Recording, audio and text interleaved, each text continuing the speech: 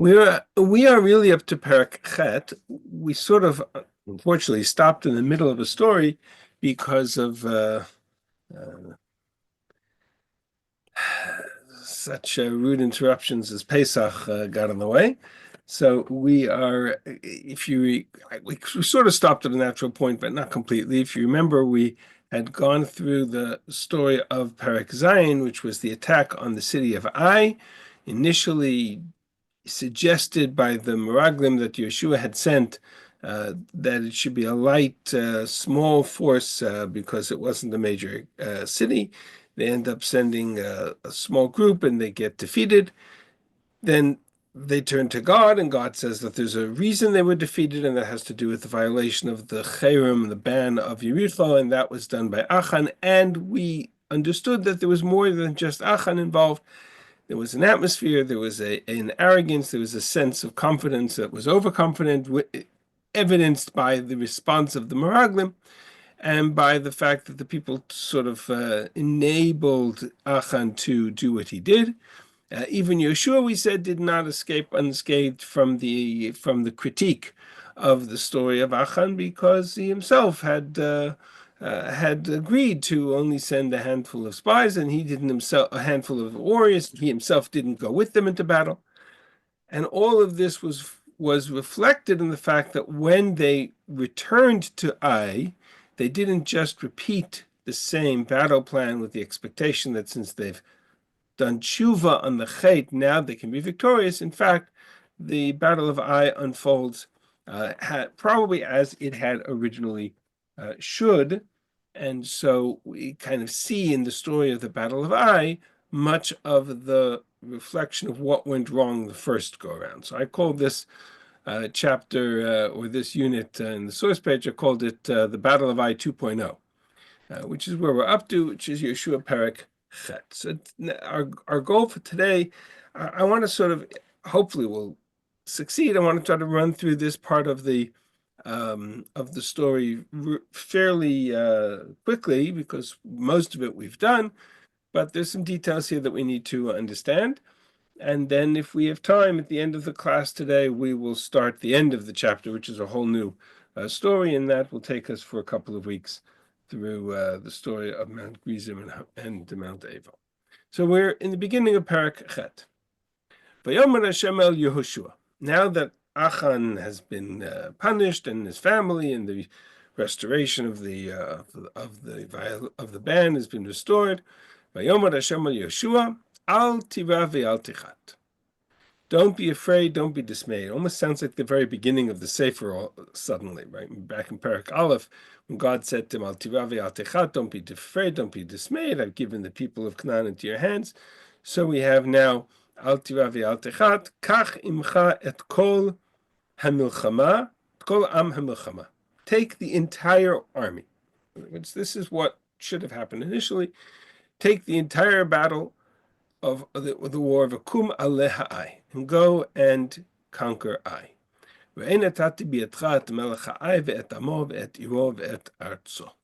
I've given king of Ai, his people, his city, his land, all into your hands. You will do to Ai and to her king what you did to Yericho and to her king. But because this is, and as we explained the story of Yericho, this is a battle that you will lead and that you will conquer, then you are entitled to the spoils and plunder you can take for yourselves. Simlacha orev la'ir me'achaveh. Set an ambush behind it. Now, that is a very cryptic statement by and of itself. I'm assuming there's much more detail in that battle plan that's fleshed out in the conversation between God and Yehoshua. We are not told the rest of that conversation, but we see it unfolding as the battle itself unfolds. Vayakam Yehoshua v'chol am hamilchama la'alot ha'ai. So now Yehoshua, all the people of war, the entire army, arose to go to battle of Ai, not just 2,000 or 3,000 as originally suggested. Vayivchar Yehoshua 30,000 ish giborei chayil vayishalachem halayla. And then he takes a subset of the army, 30,000 men, Gibor Chayil, particularly very special commando forces. This 30,000 had a special mission, and he sent them in the middle of the night. Vayitzavem otam limor, and this is a reference to that Orvim that God spoke about in Pasuk Bet. Simlecha Orev, set an ambush. So here Vayitzav otam limor, Yehoshua instructs this group and says, you lay in wait, in ambush, behind the city. Don't be too far away, but you are in hiding. And be ready. And I and all the people that are with me, the rest of the army, which is much larger, we will approach the city from the front. When they come against us, when they come out to fight us as they did initially, we will again flee before them as we did initially. But now they'll come after us. And we will draw them away from the city.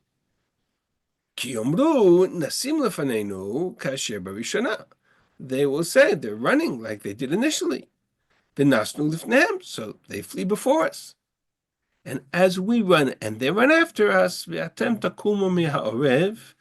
you will come out of your hiding from your ambush, and you will destroy the city. And God will deliver them into your hands. When you seize the city, set it on fire. This is in accordance with God's command. So clearly there's more to God's command than just like create an ambush. Right? There's details here. Set the city on fire. I have commanded you.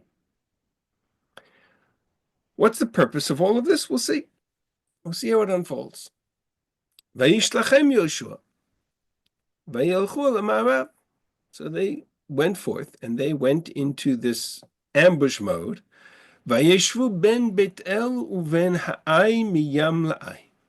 And they went on the west side of the city, miyam la'ai, in the west side, the sea side of Ai, between Ai and Bet-El. Vayalan Yehoshua b'lalu b'toch ha'am. And Yehoshua lodged amongst the people, and that's significant because it was one of the things we said in Perek Zayin was that the part of the chait was that Yehoshua sent the army and he didn't go. And here, Vayalan Yehoshua is literally sleeping amongst the people, amongst the soldiers. Vayashkem Yehoshua baboker, vayifkodata.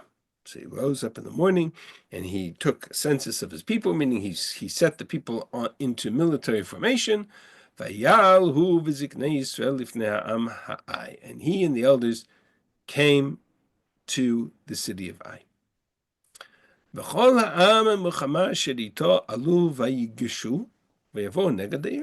So he and all the people of war, the entire army, they came and they drew near to the city. And they encamped on the north side of Ai, Vehagai Beino Venai, on the opposite side of the valley between them and Ai. I'm going to show you a map with all of this, in which all of this will become clear in a moment. Actually, you know what? Let me stop here, Pasuk Yud Aleph, and show you this map for a moment. This map is on the source page as well. And essentially, this is Gilgal, where base camp is near Yericho. And they're heading west to the city of Ai. Why they go to Ai altogether is a different question. We'll come to in a little bit later. But they head to Ai. And there are two groups now. There's the ambush that is west of Ai, between Ai and Bet-El. And there is the rest of the army, which is north of Ai on the other side of the valley. Here is the valley. Here's a close-up of this area. You have Ai and Bet-El, And in between Ai and Beit El, to the west of Ai, you have this Orev, you have this ambush, this group that are hiding 30,000, whatever the number is. And north of Ai, you have the army of Israel on the other side of the valley. Right? There's a hill and then a valley. Does everybody understand the context here? There's one more group involved in this, which we haven't addressed, and that's now the discussion of Pasuk Yud. Vayikach kachameshet alafim ish, vayasem otam orev ben Bet El uven ha'ai miyam la'ir. He took about 5,000 men and set them as an ambush between Bet El and Ai on the west side of Ai. So Mefarshim are very puzzled by this description, because this group of Chameshet Alfim have a different role than the group of 30,000. Whether they're a subset of the 30,000, meaning 5,000 of them separated from the other 30, or whether they're a subset of the group of the army of Israel, meaning I now have three groups in this battle. I have Yehoshua and the army on the north side of Ai. I have an ambush on the west side of Ai, and I have another ambush of 5,000, also seemingly on the west side. Again, whether or not that's in the same region, it's unclear, right? Whether there's one ambush here or two, but there's definitely two groups. Vayasimu ha'am et kol ha'machaneh asher mitzvon la'ir.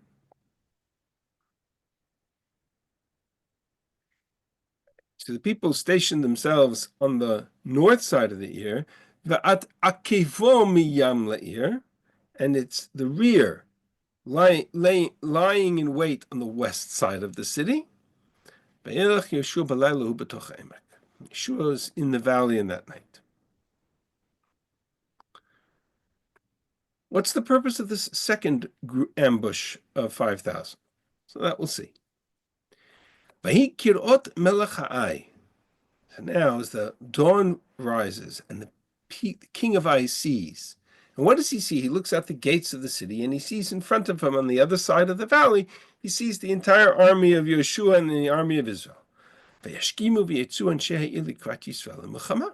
So they open up the gates of the city and they go chasing after Israel, together with all of his people, into the Arava. He doesn't know that there's an ambush behind him in the city.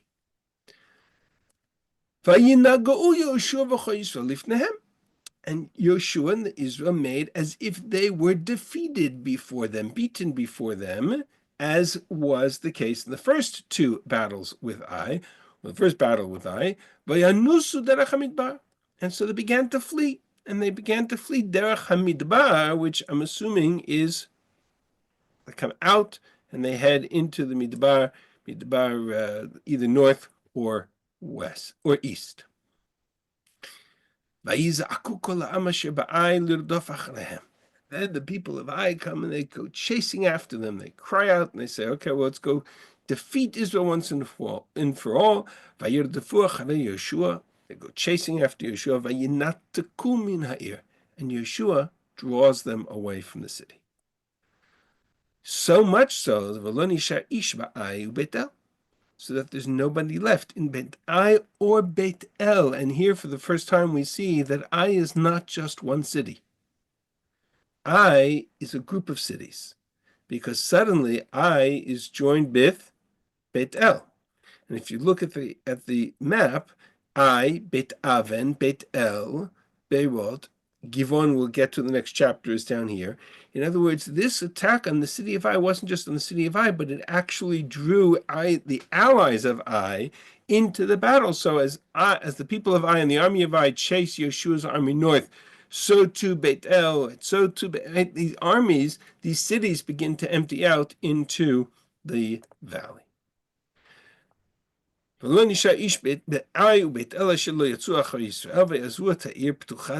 the city open, as they assumed that all of Israel was in front of them. They didn't realize that there was another group behind them. At that point, as the Yehoshua and the people are running, Vayomer Hashem al Yehoshua, Nitei bakidona shebiyatcha el ha'ai. God said to Yehoshua, take your spear and turn it towards the city of Ai. Ki biyadcha tnena. I will give it into your hands. Vayet Yehoshua bakidona shebiyado al'ir. So Yehoshua stretched forth his spear towards the city. And at that moment, ha'orev kam mehira mimkomo. That ambush lying there quickly got up, probably the 30,000 group. Vayarutzu kintot yado v'yavo ha'ir vayilktua. And as they came into the city, and they conquered it. It's defenseless because the gate had been left open. Vayimaru vayatzitu et ha'ir be'esh, and they set the city on fire. Why did they set the city on fire? So that the army of Ai, the people of Ai, could see that behind them, the smoke indicated to them that the city of Ai had been defeated. When the men of Ai looked behind them, they saw the smoke go up to the heavens. And they had no power, they had no ability, they lost all strength to flee one way or the other. The people that were fleeing into the wilderness, meaning Israel, they turned and they now became the pursuers. When Yehoshua and the people saw that the ambush had taken the city, the city was up in flames. They turned and they defeated the people of Ai. And then the other ambush. Remember, there were two groups. There was a 25,000, there was a 30,000 group, and there was a 5,000 group. Unclear which is which. But the other, they came out from the city. And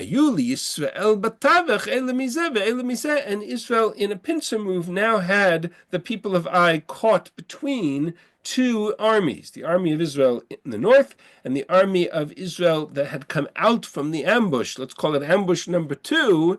And they now had the army of Ai surrounded. And they defeated Ai completely. They took the king of Ai, they brought him to Yehoshua.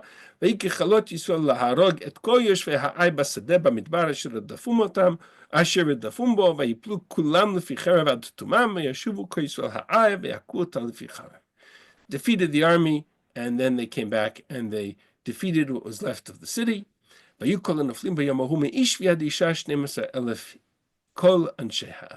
defeated the entire city of Ai, 12,000. Yehoshua lo eshiv yado ad asher nata bakidon. Yehoshua did not let his hand down, his hand that was stretched out with the spear. He didn't lay it. He didn't put his hand down ad asher chlim et kol yoshvei Ai, until the city of Ai was totally destroyed.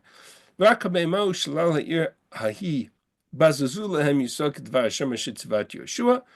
spoils of the city they were allowed to take.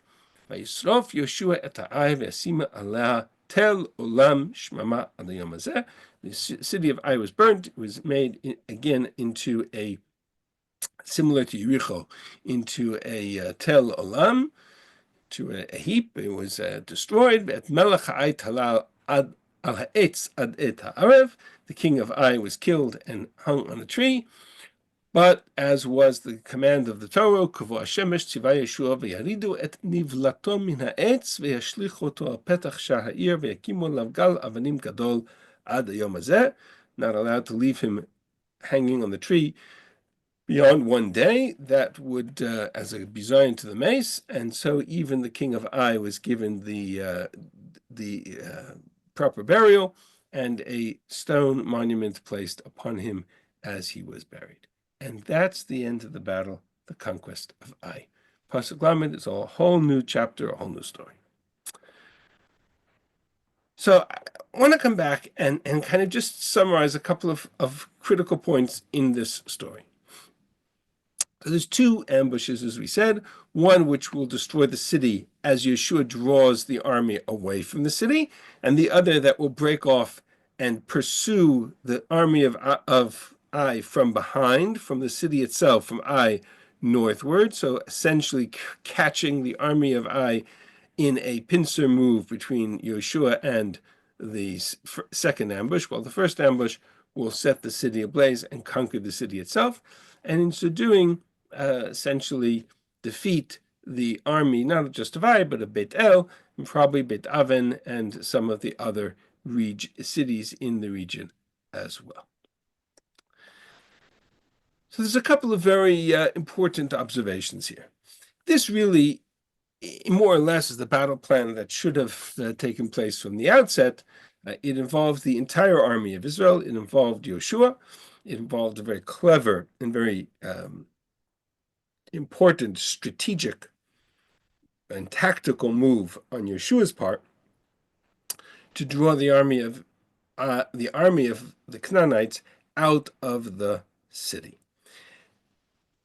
The takeaway from this story, there are several, but one of them is the method by which Yehoshua conquers the city of Ai. The method employed here is a method we will see many times throughout Tanakh. We'll see it again in the story of Pelegish Begiva at the end of Sefer Shoftim. If you remember that story, they go to war against Binyamin. They go to war once. They're defeated. They go to war a second time. They're defeated. They go to war a third time.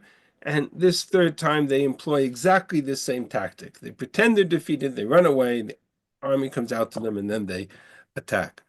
There's a similar effort, a similar move employed by Yoav in his attack on the city. If you're familiar with these stories in Tanakh, great. If not, don't worry about it.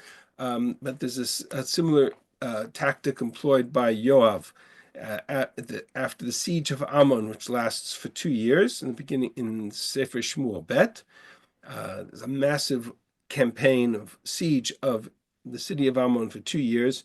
It leads David to return to Yerushalayim to wait out the siege, and there he meets Bathsheba, and the rest of the story, as you know, David and Bathsheba, doesn't bode well for Israel.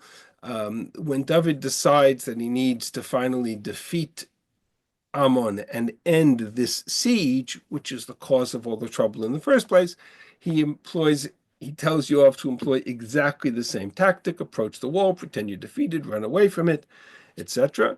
And Yehoshua himself will employ the same tactic several times in Yehoshua itself. Why is it so important? Why is the tactical description here so important? So much detail. It's literally 29 psukim to describe: you approach the city, pretend you're defeated, run away, have another ambush, attack the city from behind. What is the significance of the tactics here that the Navi spends so much time describing them? And I think that there's 2 important pieces of information we need to realize. One is that, and we've touched on this in the past, but I think it's important to play it out here, because this is really where you see it most directly. Yehoshua is constantly threatened by 2 factors that are play against him. And he needs to figure out how to address them. They are both tactical and strategic. One is he's playing against time. The longer the battles take, the more the nations of Canaan have the ability to unite against him. City by city, Yehoshua has the upper hand. The army of Israel is enormous. The army of Israel is fighting with the army of 10 tribes, maybe 12, maybe 11 or 12, depending on how you count them. But it's enormous. It's enormous in size.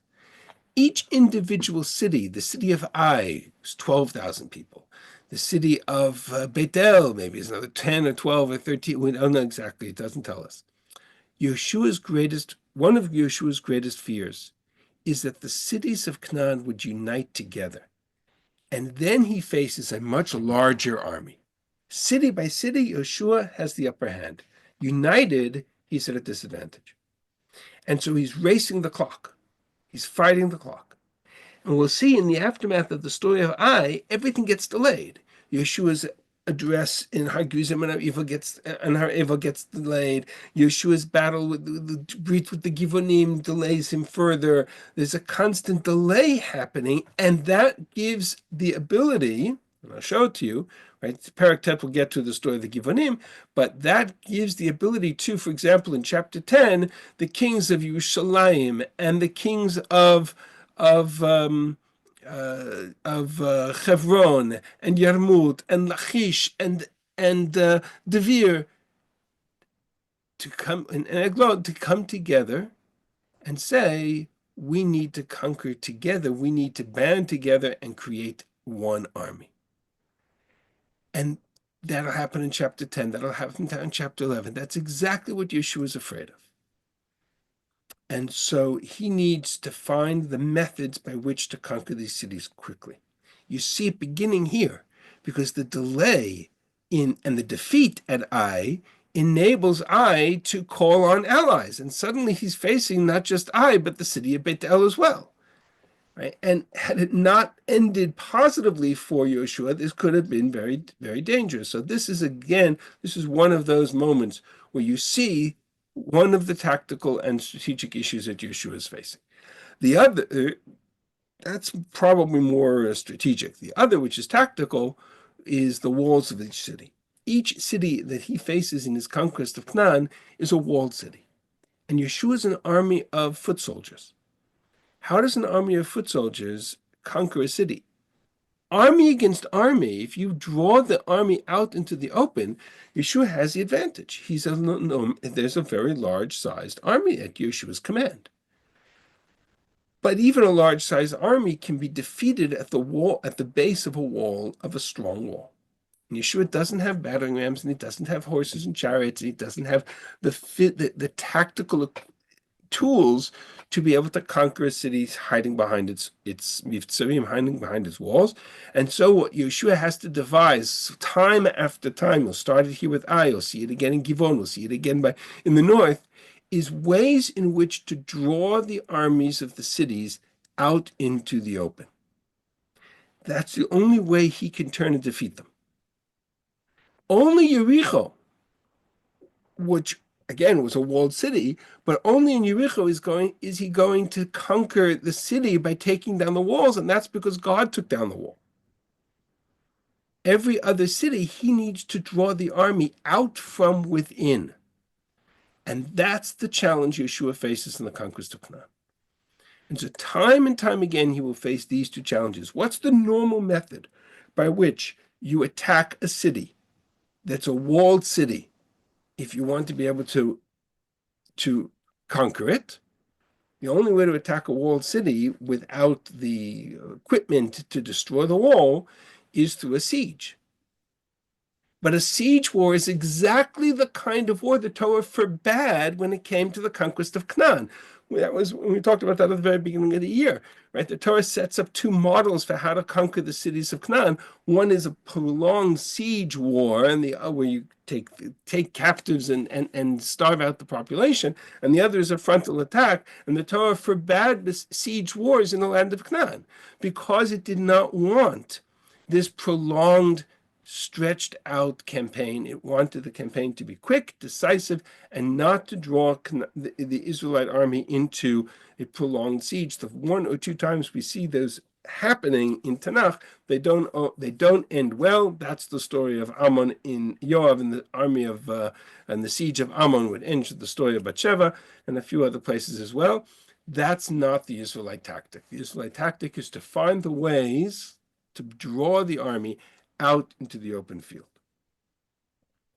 There is a kind of almost a spiritual dimension to this challenge as well, and that is in Yeshua Perek Yud Aleph, the very end of the story.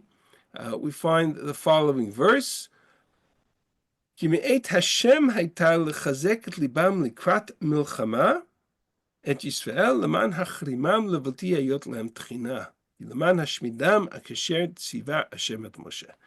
Part of the agenda from a spiritual vantage point was God hardening the hearts of the Canaanites and enabling them to, or instilling in them, the desire to come and fight Yehoshua and draw and follow Yehoshua out into the open field where they would eventually be defeated, in order to kind of minimize the influence and the impact of the Canaanite world, of the Canaanite culture, in the land of Israel. And so at the end of the whole story, we have this reference to that this was in part all by divine design, to strengthen their hearts in order to enable them to come and wage that battle. Otherwise, the people of Ai could have stayed where they are. They could have just said, "What do I need it for? I'll just stay here and let Yehoshua sit there in the valley of Adam for Nidim."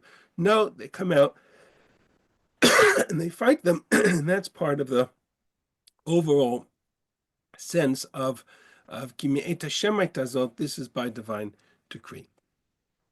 The other interesting observation, and I just share this with you from a FYI, is that the only city, essentially, as it turns out, the only city that Yeshua attacks initially is the city of Yericho, because after the city of Yericho, virtually every other battle in Sefer Yehoshua, on some level, becomes a battle of self-defense. Just a fascinating observation, right? The Battle of Ai, they attacked, and they were defeated. And it's only after the people of Ai come running after Yeshua's army in the valley does that become a battle of self-defense, and now they take the city. And then we'll have the peace deal with the Givonim, followed by the attack of the cities of the south, and so that becomes an act of self-defense, and the attack of the cities of the north, and that becomes an act of self-defense. And that more or less ends Yeshua's campaign, and the rest of it we'll get to. So it's just a fascinating observation that really the only city that they initially surround and attack directly is the city of Yericho, and we talked about Yericho. And from that point forward, the battle unfolds in a manner which is very different than the Battle of Yericho itself. Okay, that's part one. Part two is I want to sort of take a step back and understand the impact of the story of Ai in total.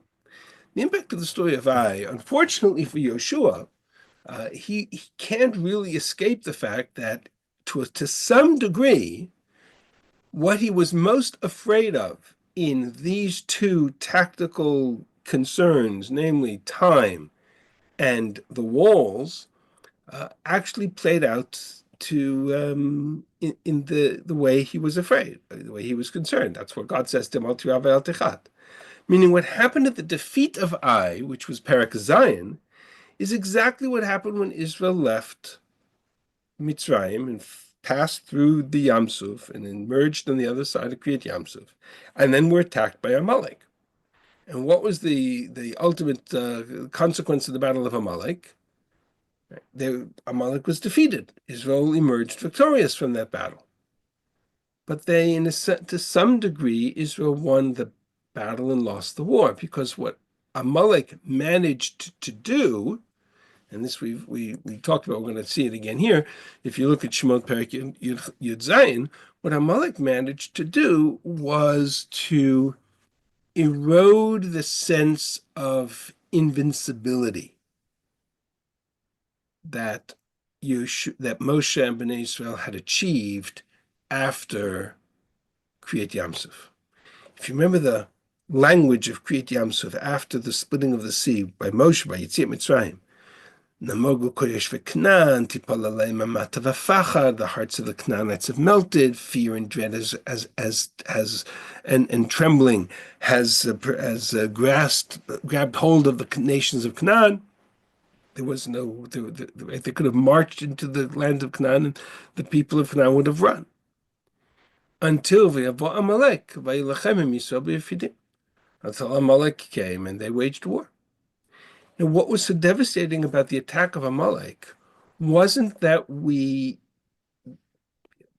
there's a sense of Amalek, there's this kind of this whole spiritual dimension to the evil of Amalek. Amalek was a group of nomadic tribes. They were slave traders. They were not a particularly dangerous army. They were, and we see Amalek several times in Tanakh. They were slave traders.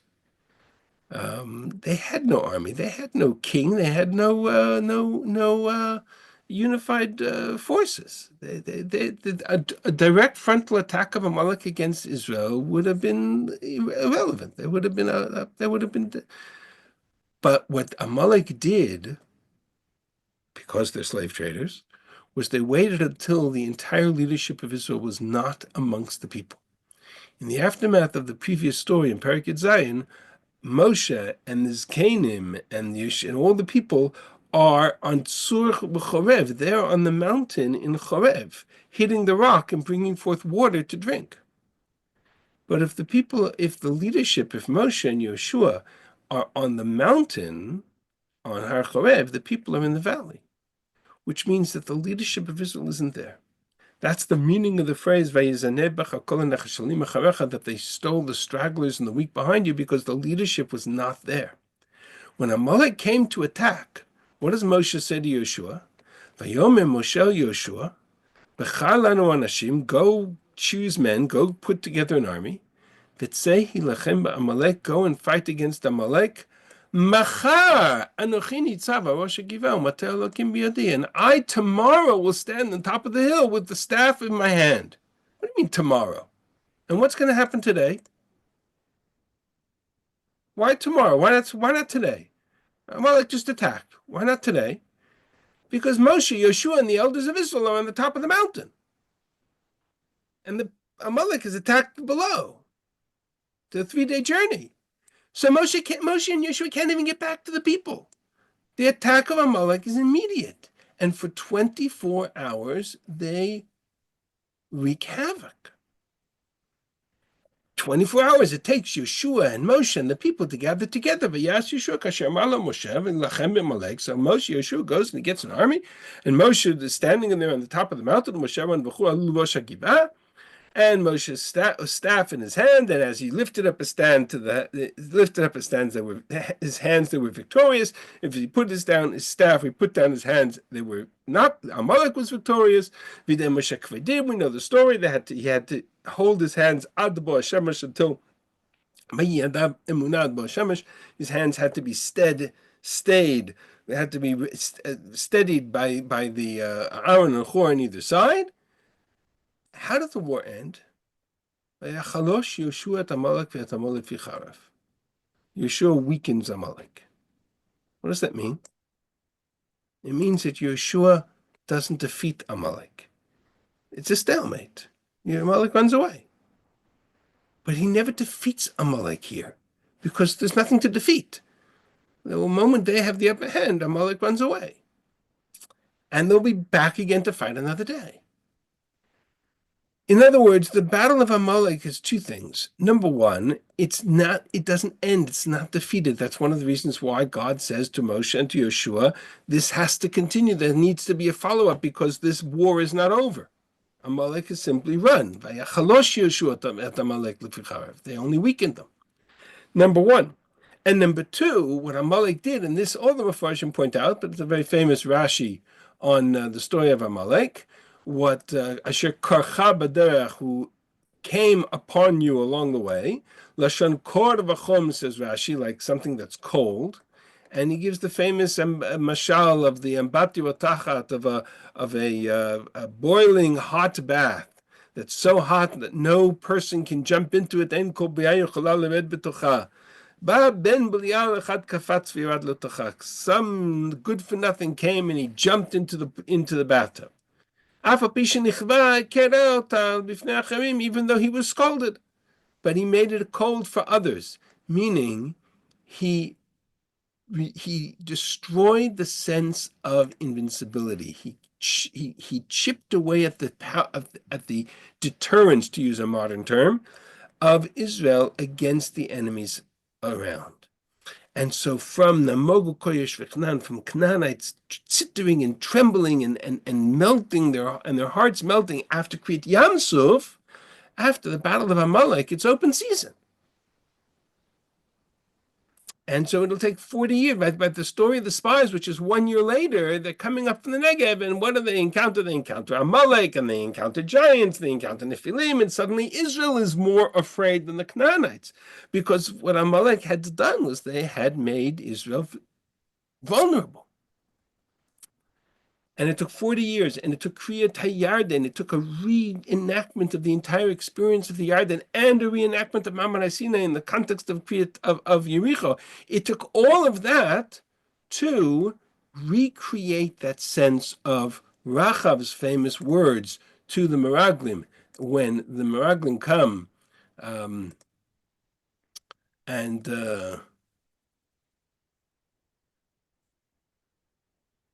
right? What did Rachav say to the Meraglim that they reported back? Yehoshua natan Hashem biyadenu et kol haaretz v'gam namogu kol yoshvei haaretz mipaneinu. The hearts of the inhabitants are melting before us. Exactly what they had accomplished to Kriyat HaYarden and Kriyat Yamsuf. The hearts of the people of Israel are melting. They're not going to stand against us until their first defeat. And even though Yehoshua will turn that defeat into some mechanism of victory, right? He'll take the fact that the Canaanites now have an abundant sense of confidence, and so the people of Ai and the people of Beit El are going to run out of their walls and go chasing after Israel because they think they're vulnerable, because they think they can be defeated just like they were defeated the first two times. That's true, and so they managed to ultimately defeat Ai. But the end result is the battle takes time. And the nations and the cities of Canaan now understand that Israel can be defeated on some level. And so they begin to unify and they begin to join forces. Some will make a peace treaty with Israel like the Givonim. Others will wage war against us.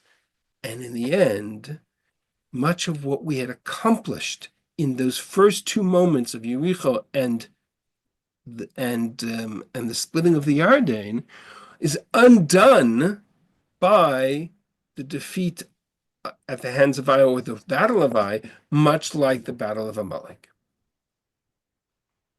Where do you see this parallel to Amalek emerge from this story, and why am I spending so much time on it? I think there's a very powerful textual hint to the fact that the ultimate consequence of the story of Ai is exactly the same as the consequence of the story of Amalek. In the story of Amalek, what did God say to Moshe? Or what did Moshe say to Yehoshua, I should say? Go, take your army, fight against Amalek, and I will stand on the top of the hill tomorrow, Mateha Elokim biyadi, with the staff in my hands. That staff represented to the people the power of God, the providence of God, the notion of the staff with which all the miracles of Mitzrayim had been done. Right? It was a symbol of strength. It was a symbol of hope. So Moshe understood he has to keep that staff in the people's sight. Otherwise, they would be defeated. And he has to hold this staff up the whole time. What does the text say here in our chapter? As Yehoshua begins to run, and the people of Ai running after them, Vayomer Hashem el Yehoshua, Nitei bakidon asher biyadcha el ha'ai. How does the turn of the battle start? God says to Yehoshua, now take your staff, your spear, and hold it up. And you have this image of Yehoshua standing there with the staff aloft, or his spear aloft, just like Moshe standing there with his staff aloft. Ki biyadcha atnena. Vayet Yehoshua bakidon asher biyado ala'ir. Even the language is the same. Yehoshua has to stand there with his staff towards the city. And as they are fighting, he defeats them until there's none left. By Yehoshua lo heshiv yad. Look at pasuk Chavav. Yehoshua lo heshiv yado asher nata bakidon ad asher hechrim et kol yoshvei ha'ai. Yehoshua never put his staff down. He never put his sword down. He kept his sword up the entire time that they were fighting against Amalek, against Ai. So in Yeshua's mind, you can just imagine for Yeshua, it's the same Yeshua 40 years later. Yeshua was the one who fought against Amalek. You understand the implication. Suddenly there's this association. Yeshua with the staff, God tells him to hold the staff aloft, like Moshe was standing there with the staff aloft. Yeshua's defeating the one nation that actually defeated Israel, and the one Canaanite nation that actually defeated Israel, like Amalek was the one Canaanite tribe that had defeated Israel 40 years earlier. The parallels are striking.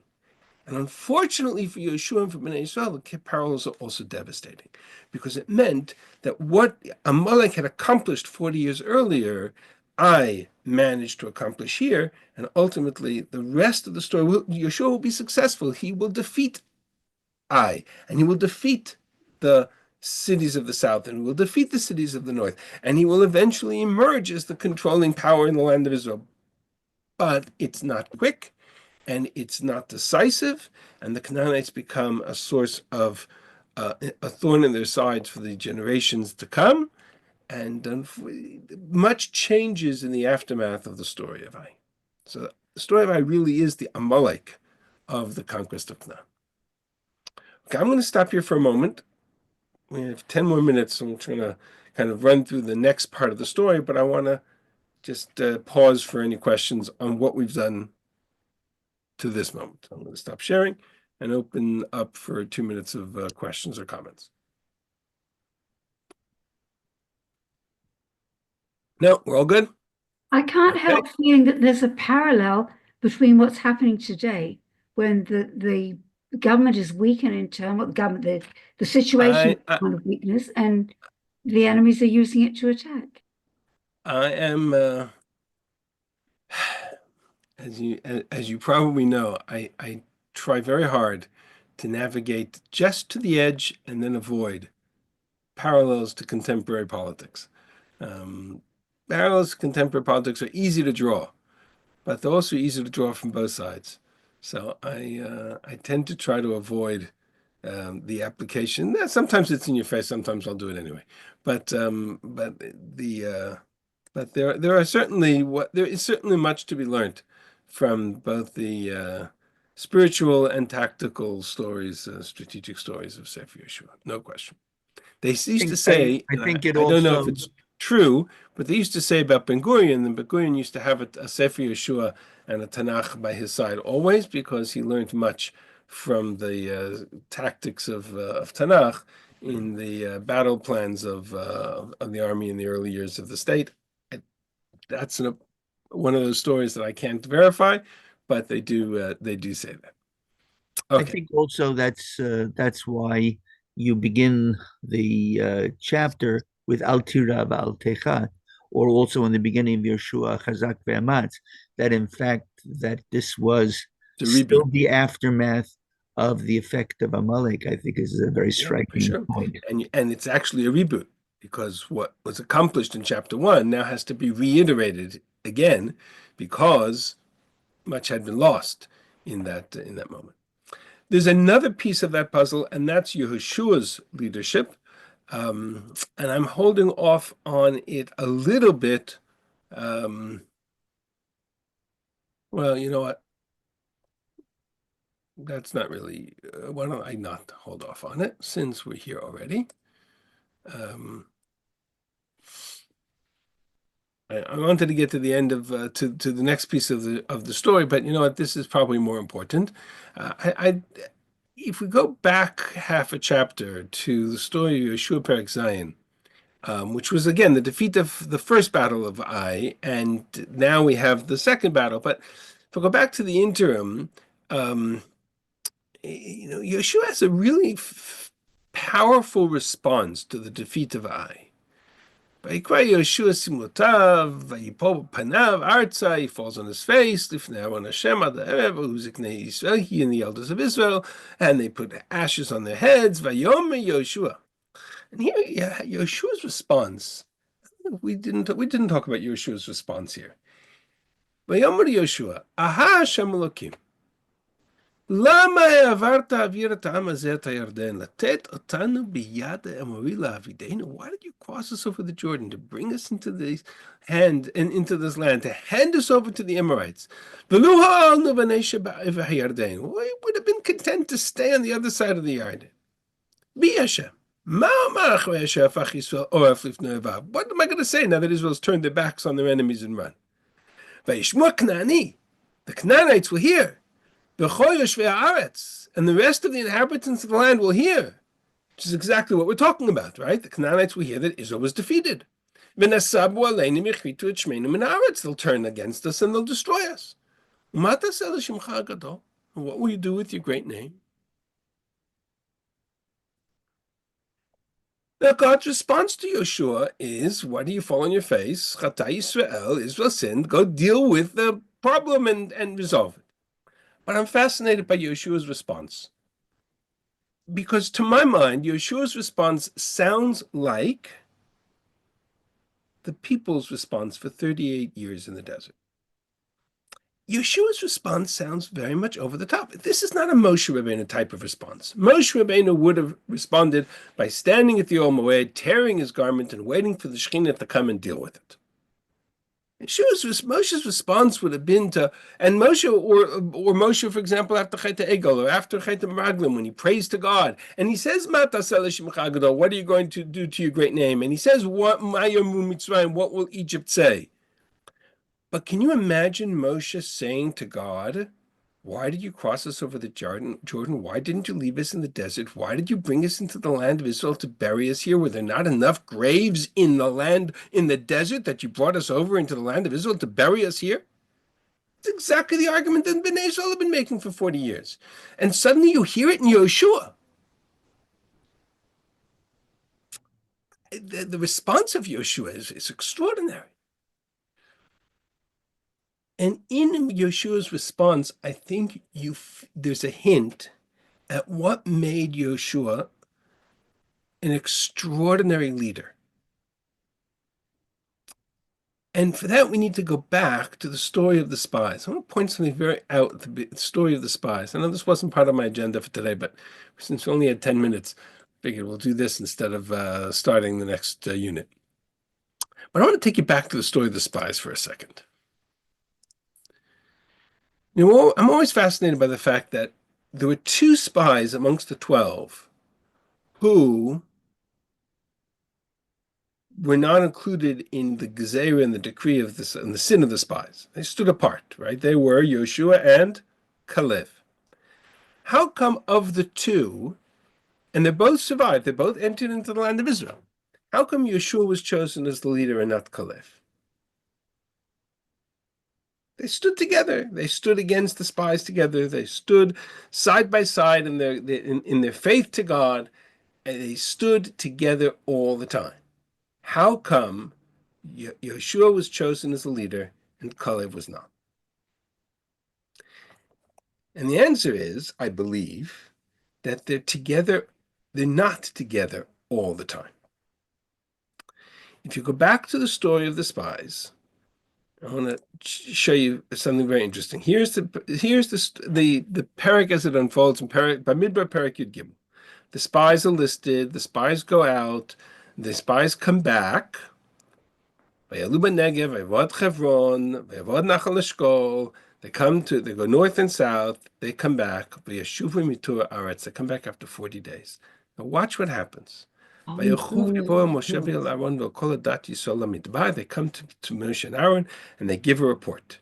And they tell them, Banu el Haaretz, the they, right? The existential they. They report, Banu el Haaretz, Shishlachtanu, we've come to the land where you've sent us, and it's a land of flowing with milk and honey.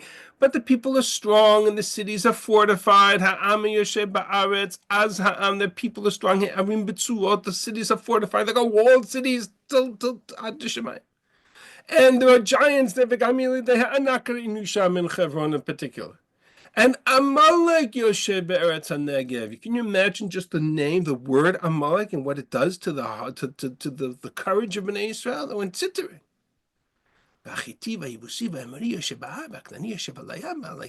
everybody's tittering, and everybody's afraid. Pasuk Lamed. Vayas Kalev et ha'am el Moshe. Vayomer, Alon Alev Yerashnu Ota, Ki Yachon Nuchala. Moshe said, Kalev says to the people, not to worry, we can go, we can do this, we can take care of it. What's the problem? Clearly, right? Everybody, you've overheard the question. What's the problem?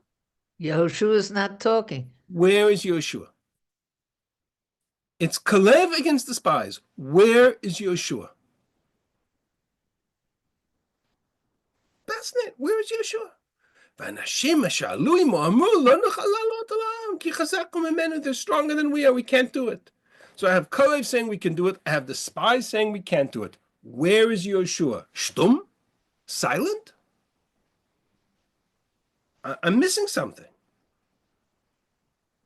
And the people begin to say, the land is very difficult. And we saw giants there, we were like grasshoppers, and they're crying and they're screaming. And where is Yehoshua? Is he with the spies? I've got Kalev on the one hand, and I've got the Yehoshua and I've got the spies on the other. Then I come to Perek Yudalet. The people begin to go home, they begin to cry, they begin to murmur, and now I have no idea where Yehoshua stands. And they come to Moshe and Aaron, and they complain, and they say, why did you take us to die in the desert? We would have died in the desert. Why did you bring us out into this land to kill us here in the Canaan? It's better for us to go back to Egypt. They started to talk to each other. They started to murmur. You know what? Enough. Let's appoint a new leader. Let's go back to Egypt. New elections. Who wants to run? Moshe and Aaron fall on their face. They don't know what to do. Yehoshua ben Nun v'Kalev ben Yefunem and Yehoshua and Kalev tear their garments. Up, Yehoshua. And from that point forward, it's Yehoshua and Kalev together. If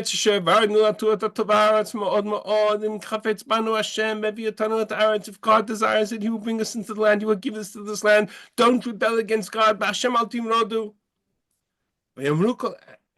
Yehoshua and Kalev. And where was Yehoshua in Perek Yud Gimel? It's a good question, right? You've heard the question before. I'll tell you an answer I heard from my Rabbi. That is a key to understanding all of the personality of Yehoshua. In Perek Yud Gimel, the chait of the people was that they were afraid. The chait of the people was they were afraid. And you know what? Fear is real. You can't tell a person, don't be afraid. If they're afraid, they're afraid. And whether you agree with that fear or you don't agree with the fear, the emotion was real, the fear was real, the concern was real, the people were afraid, and Yehoshua was not going to challenge them. He understood their hearts. He understood where they were coming from.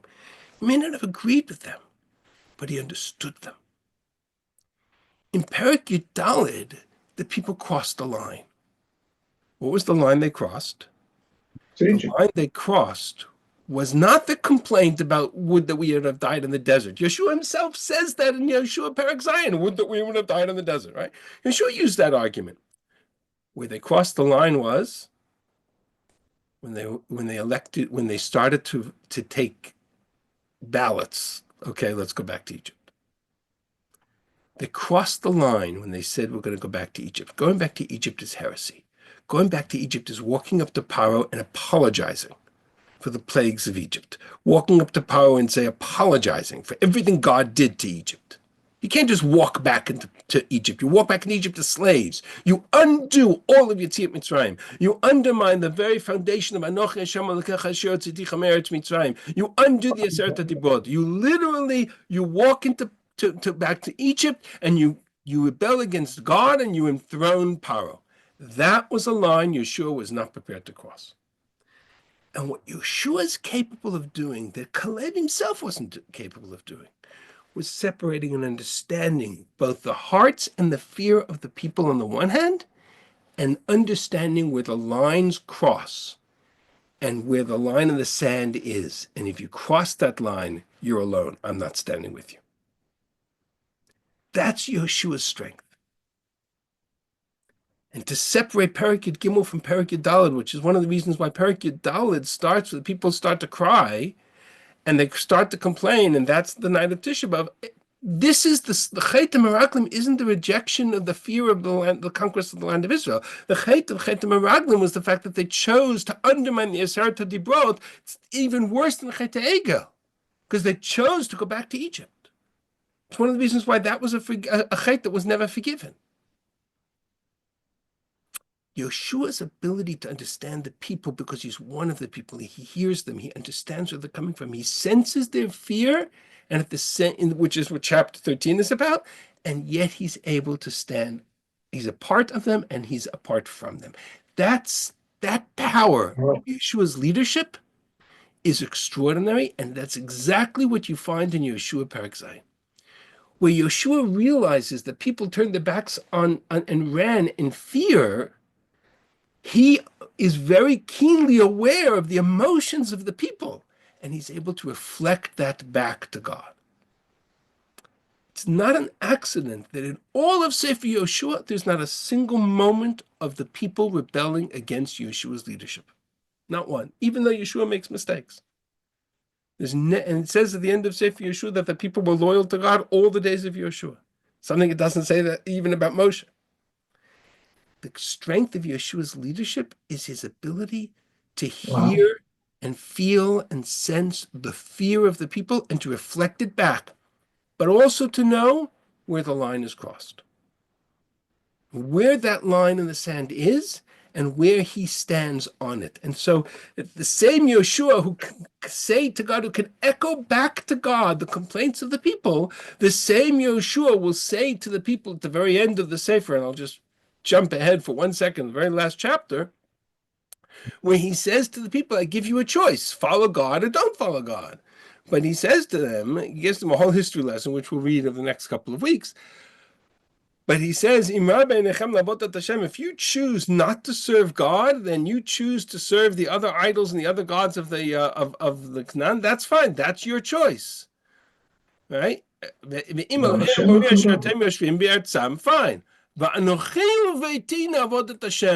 Yehoshua to the people, but I and my house will serve God. Here's the line in the sand.